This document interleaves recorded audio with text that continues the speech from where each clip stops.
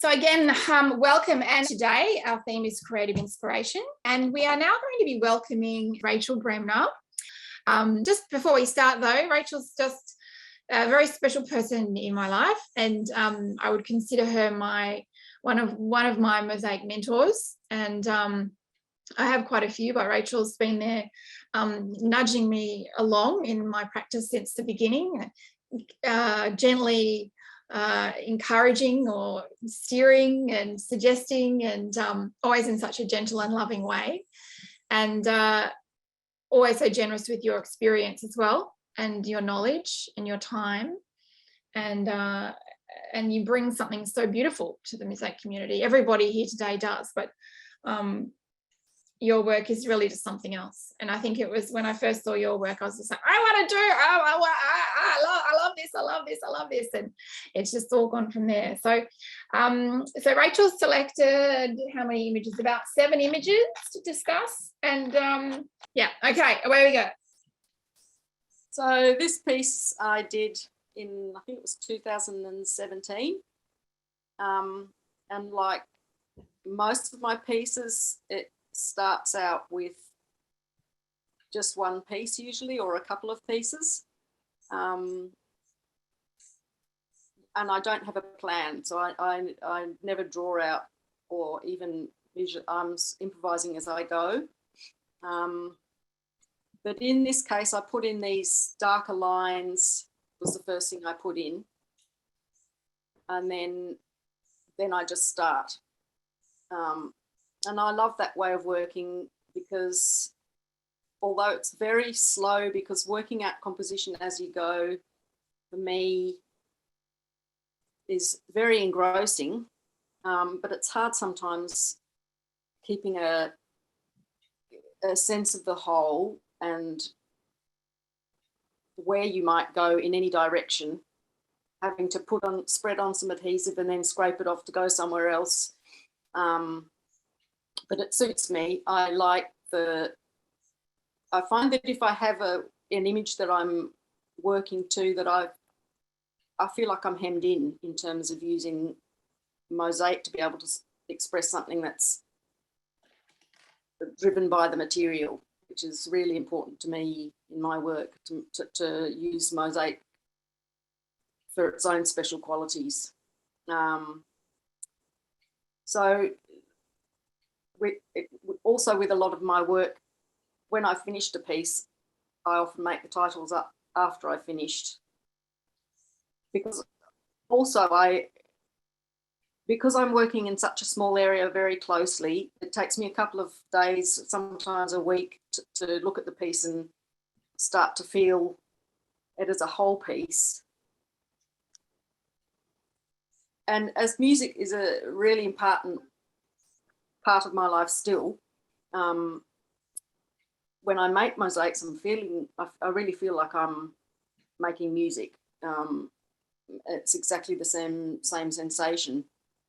So, and there's something really joyful about this piece. So I had been listening to Mozart's Exsultate Jubilate, and so that's how this one got its name.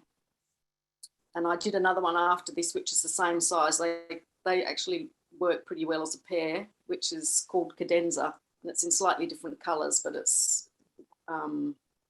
yeah, they work really well as a pair. And I like that idea of the sort of happy, jubilant expression, and then the idea of a cadenza where you take some small thing and improvise on it. Like in a concerto or something, you've got a cadenza. That's your chance to do your take on, say, Mozart's, the piece that you've just been playing. This one I did in 2017 too, but actually the first part of it, which is the smaller of the two shapes, was just well, not an exercise, me just playing with some marble that I just got from a new supplier in Melbourne. I'd been through their skip bins and come home with all this marble, and I just couldn't wait to use it. So I just mucked around on a piece of polystyrene foam that I'd cut before that. And it was the same thing. It was just a mucking about improvisation, checking out how they cut and that. And when I finished it, I mean, it was just lying flat on the floor, you know, like it was a flat sort of table type of piece but it was raised and shaped. And it wasn't meant to be anything, but there was something really calming and nurturing about it.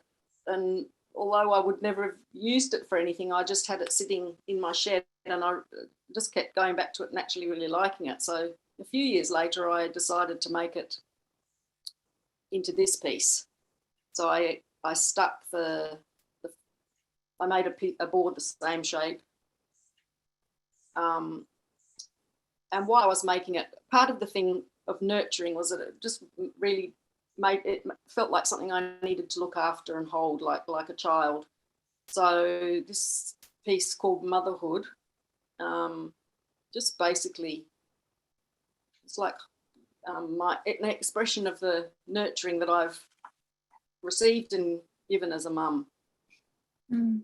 So this piece I went up to the Bay of Fires on the east coast of Tasmania, maybe about 4 years ago with my daughter. And we went to this place called Cozy Corner. And I don't know if you know the Bay of Fires, but it's famous for the sort of red lichen, orange lichen against the blue sea on these absolutely enormous rock formations that you can walk into, and they're all almost like, it's like walking into a church. It just there's something amazingly sort of powerful and moving to just see these huge, beautifully decorated rocks and be in there. It's just, yeah. Anyway, I came home and felt like I wanted to convey some of that sort of grounding feeling that it had given me to stand in these rocks. Yeah, so this was it. It was a kind of abstracted one, but it was a response to your experience of the place. So the way, I suppose, the light, the colours, the textures, the surfaces of that place impacted you. Yeah. And then sort of a diluting and a distilling of those. Yeah. And then intuitively these things then come in terms of the mosaic, which isn't really an organised and planned mosaic. As you say, you work intuitively, so you're responding to the material as you lay it down. However, it's still coming from this distillation of your experience of the world. Yeah. In a way, yeah. And sitting in my living room, it's one I don't think I'll ever part with. That's something about it, that probably because it took me so long. And just incredibly small pieces as well, Rachel. When we look into this detail, I can see, 2 millimeters, 3 millimeter tesserae in here, or absolutely incredibly small. And do you predominantly use the hammer and hardy? Do you nipper these, or you don't nipper them? You do it all with a hammer? Occasionally, but most of the time I nip gold sometimes because some of the golds just shatter. Yeah. But mostly I do the small pieces with hammer and hardy. I'll cut up a whole lot of them at once, have them in a tray. And that's another interesting thing about your process that something I learned from you, is that you sort of batch prepare a lot of pieces in first. So you spend sort of a time of immersion just cutting. Yes. And when you're in that time, or immersive time of cutting, it's almost like a meditative process that you go into some sort of inner focus. I mean, really, you can't not concentrate, because you'll chop your hand off, won't you? Or you'll slice, you'll stick a bit of a shard straight through your finger. So that's a technique it's a system that a lot of people do use, where you sit with a material and you get to know that material And in a way, what you were saying earlier has resonance to this, because you as you cut that material, you come to know it in a way that it reveals itself to you. It reveals its qualities. And I mean, sorry. No, you go on. Initially, when I, first started using the hammer and hardy, I would, cut a box of kind of same size pieces. And now when I cut, I'm cutting a real range of size, and, I might have a couple of trays for some for small bits, longer bits, but I like the differences. I'm bored by too much sameness in the pieces. I like the individuality. Like I like the the roti smalty blocks, because they've got faults in them, and which is why they sell them off cheaper. But they're the ones that cut in the most interesting way. If things cut too predictably, I get bored. Mm-hmm. So a constant sort of investigation, of the material, the surface qualities, how they relate to each other.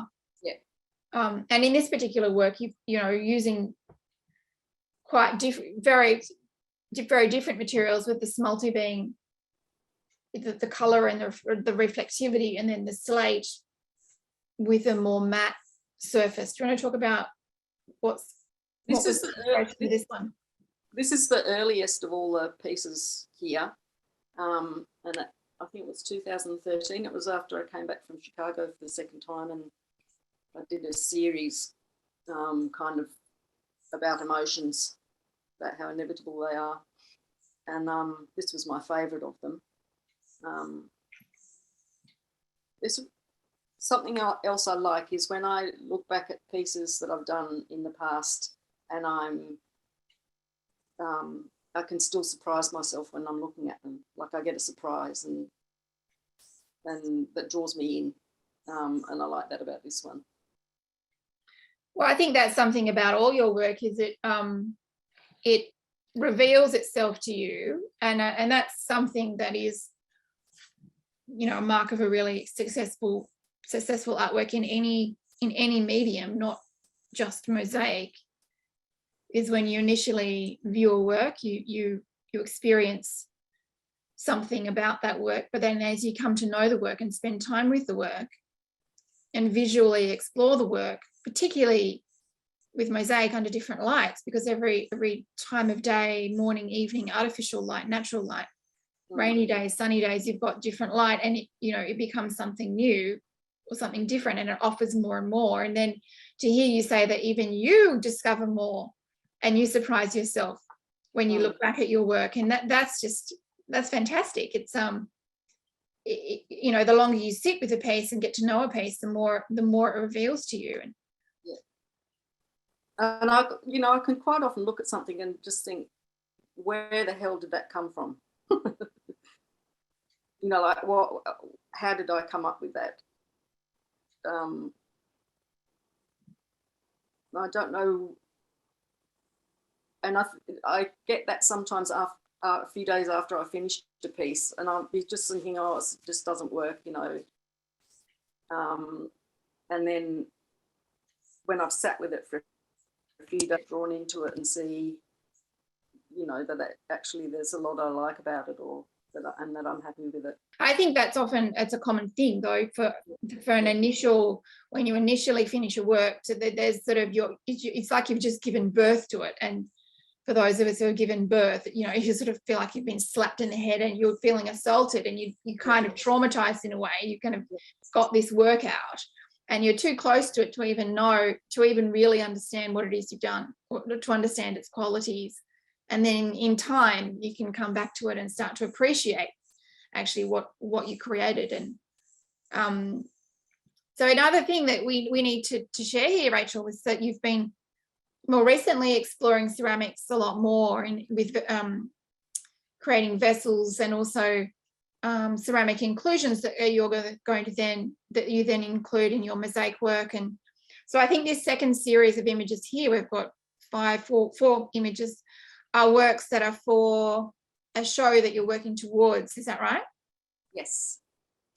Okay, can you tell us a little bit about that? Well, maybe some of you already know, but I don't like how much I have to use words to explain the meaning behind my work. When I played the violin, that was what I loved about it, was that I could just stand up and express what I wanted to express without actually having to put words to it. And when I started putting mosaics out there, it's just like something you have to do. Like, you have to write stuff about your work, explaining what it means to people, or you can't apply for an exhibition, or you can't apply for a grant, or you can't do lots of things. And so I really struggled with that, because I actually feel like for my work that then changes how the viewer perceives it. They've got a predetermined sort of explanation, and I don't want that. I just want people to experience whatever it means to them.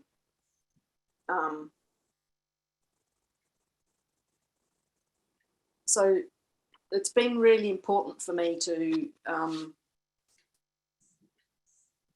it's become more important for me to, sometimes I've written an artist statement for something, and I'll have someone come back and say, no, it needs to be more, you need to explain more about your concepts, or it's not, basically it's not art speak enough. So with this exhibition that I was supposed to do at the end of last year, but I had to cancel it, I decided to do the premise of the exhibition that it was going to be called Songs Without Words. And so each piece was related to all of the others, and I was hoping to hang it in almost like a manuscript in the organisation of the pieces. But there would be no titles with any of them. They would all just be called songs. And because I would have been sitting that exhibition, the nice thing for me is sitting watching people respond to the work and finding out what it means to them, because a lot of people have, in these exhibitions that I've done before, have come up and chatted to me about particular pieces that they liked and why they liked them, and that's been really a really lovely thing for me to watch. So yeah, and I've been really enjoying the freedom of just it not having to be anything but just what I need to get out of my system. And you've been you defend that creative space quite fiercely, and I think that's really admirable. That in our other interview that we did a few weeks ago, we discussed that. That video is on YouTube now if anyone wants to watch it. But Rachel was discussing how, as a member of an orchestra, you were bound to the directions, or the direction of the conductor and the boundaries of the piece. Whereas in your own practice, you fiercely defend that independence of what you do, where how your work develops and evolves. Yeah, I mean, I think a lot of us have, but I mean, especially because that was how it was in music. You could never do anything completely the way you wanted to do it, because you always have to, when you're playing with other people, which is what I was doing most of the time, like in orchestras and chamber music groups, or even if I'm playing with piano. And for me, the mosaic was the reason why I enjoyed it so much, was because I just didn't have to take into account anyone else's upsetting anyone, or whether they liked it or not. It was just for me, for myself, this place where I could do whatever I liked. And in a way, the best thing about that was that I could risk everything, and I could, it wasn't going to harm anyone or disappoint anyone. And I still find that if I'm feeling too comfortable with when I'm making a mosaic, I'll push it to I don't like feeling comfortable when I'm working in mosaic. I need to feel discomfort to push things as far as I can. And if it feels like it's too comfortable, I'll put a problem in there for me to solve. I'll pick up some piece of material that looks like it's not going to fit in there at all and then have to solve it. I do a lot of that, which is really good because it just completely engages my brain, and it's like a rest from everything else going on in the world at the moment or whatever. And I think too, the thing that's really important to me is that as music has always been for me a thing that can uplift me, but it can also soothe me and calm me and make me feel like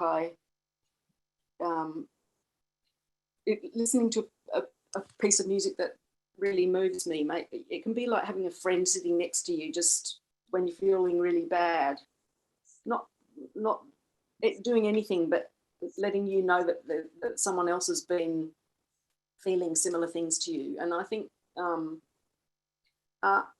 that's what I've always tried to do in music, and what I want to do is make, in a way, comfort people, like for people to just feel something where they just feel part of that they've got a relationship to the world. So, I mean, that's what I try to do. This piece was just in that horrific bushfire year, and I just, because I live in the bush, and I've loved it. I've lived here for like 30 years or something, and it's just the most beautiful place to live. But the last few, summers in Australia have been, I just get scared now every time it gets to sort of beginning of November, I'm worried about fire. We've been very lucky this year, but sometimes I'd like to take things that I'm struggling with, that like anxiety about that or other things in my life, not necessarily to represent them, but more to try and make something out of something that's making me uncomfortable that helps me to feel like I can sit with it.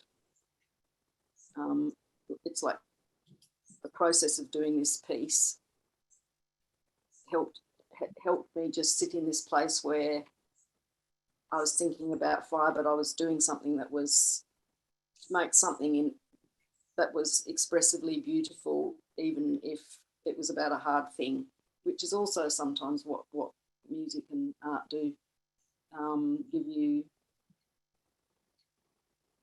they can put beauty into hard things as well.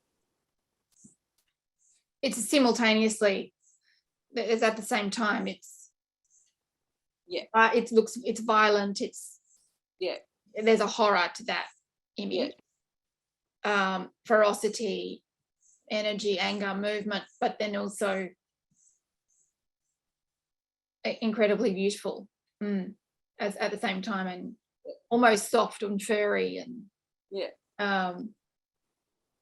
and it is wonderful how we're able to use our practice to process events in our lives or particular experiences in our lives. And I think we all do that in a way, and whether it's to soothe or to make comment about or to help us process and digest, or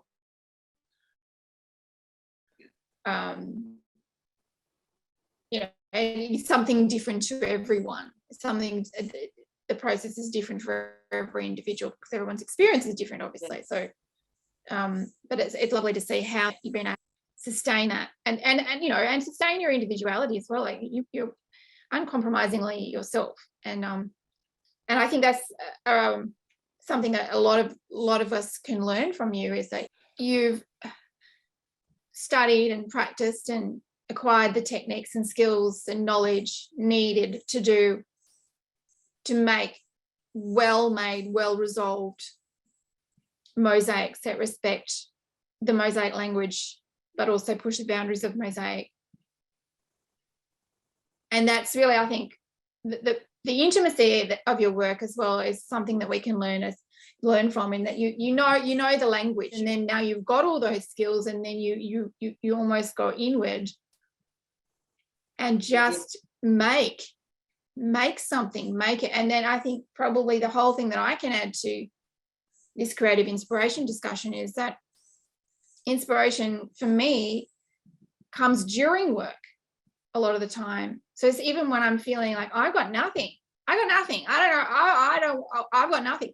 Start making something, cut something, lay something, break something, sit with the hammer, start drawing, start sketching, just doing.